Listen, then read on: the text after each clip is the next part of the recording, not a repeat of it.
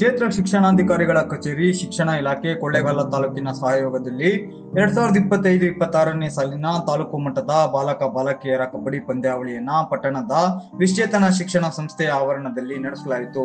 ಹೋಬಳಿ ಮಟ್ಟದಲ್ಲಿ ವಿಜೇತರಾಗಿ ಆಯ್ಕೆಯಾದ ತಾಲೂಕಿನ ವಿವಿಧ ಪ್ರೌಢಶಾಲೆಯ ಮಧುವನಹಳ್ಳಿ ಇಂದಿರಾ ಗಾಂಧಿ ವಸತಿ ಶಾಲೆ, ಪಾಳ್ಯ, ಕಿತ್ತೂರು ರಾಣಿ ಚೆನ್ನಮ್ಮ ಶಾಲೆ, ಸುರ್ಪುರ ಶಾಲೆ, ಪಟ್ಟಣದ ವಾಸವಿ ಶಾಲೆ, ಭವನ್ಸ್ ಗೀತಾ, BMS ಶಾಲೆ ಮಕ್ಕಳು ಕಬಡ್ಡಿ ಕ್ರೀಡಾಕೂಟದಲ್ಲಿ ಭಾಗವಹಿಸಿ ಕ್ರೀಡಾ ಕೌಶಲ್ಯವನ್ನ ಅನಾವರಣಪಡಿಸಿದ್ರು. ಕಬಡ್ಡಿ ಪಂದ್ಯಾವಳಿಯಲ್ಲಿ ಬಾಲಕರ ಹಾಗೂ ಬಾಲಕಿಯರ ವಿಭಾಗದಲ್ಲಿ ಪಟ್ಟಣದ ವಾಸವಿ ಪ್ರೌಢಶಾಲೆಯ ವಿದ್ಯಾರ್ಥಿಗಳು ಜಯಗಳಿಸಿ ಜಿಲ್ಲಾ ಮಟ್ಟಕ್ಕೆ ಆಯ್ಕೆಯಾದರು.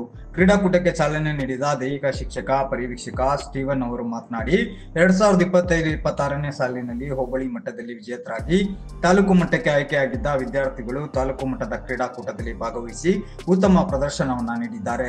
ತಾಲೂಕು ಮಟ್ಟದಲ್ಲಿ ವಿಜೇತರಾದ ವಿದ್ಯಾರ್ಥಿಗಳನ್ನ ಜಿಲ್ಲಾ ಮಟ್ಟಕ್ಕೆ ಆಯ್ಕೆ ಮಾಡಲಾಗುವುದು. ವಿದ್ಯಾರ್ಥಿಗಳು ಕ್ರೀಡಾ ಚಟುವಟಿಕೆಗಳಲ್ಲಿ ತೊಡಗಿಸಿಕೊಳ್ಳುವುದರಿಂದ ದೈಹಿಕ ಸಾಮರ್ಥ್ಯವನ್ನ ಹೆಚ್ಚಿಸಿಕೊಂಡು ಸದೃಢ ದೇಹವನ್ನ ಹೊಂದಿ ಉನ್ನತ ಹುದ್ದೆಗಳನ್ನ ಪಡೆದು ಉತ್ತಮ ಜೀವನವನ್ನ ನಡೆಸಲು ಸಹಕಾರಿಯಾಗುತ್ತದೆ ಅಂತ ಅಭಿಪ್ರಾಯಪಟ್ಟರು. ಈ ಸಂದರ್ಭದಲ್ಲಿ ದೈಹಿಕ ಶಿಕ್ಷಕರಾದ ನಾಗೇಂದ್ರ, ಎಂ ಸುನೀಲ್, ಕೋಮಲಾ, ತನುಜಾ, ಎಚ್ ಸುನೀಲ್ ಹಾಗೂ ಎಲ್ಲಾ ಶಾಲೆಗಳ ತರಬೇತಿ ಶಿಕ್ಷಕರುಗಳು ಹಾಜರಿದ್ದರು. 2025-26ನೇ ಸಾಲಿನ ಪ್ರೌಢಶಾಲಾ ವಿಭಾಗದ ತಾಲೂಕು ಮಟ್ಟದ ಬಾಲಕರ ವಿಭಾಗದ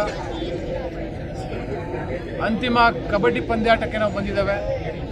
ಈ ಒಂದು ಸಂದರ್ಭದಲ್ಲಿ ನಾನು 2 ತಂಡಗಳಿಗೆ ಶುಭಾಶಯ ಕೋರ್ತೇನೆ. ಯಾಕಂತ ಹೇಳಿದ್ರೆ ಕಳೆದ ವರ್ಷ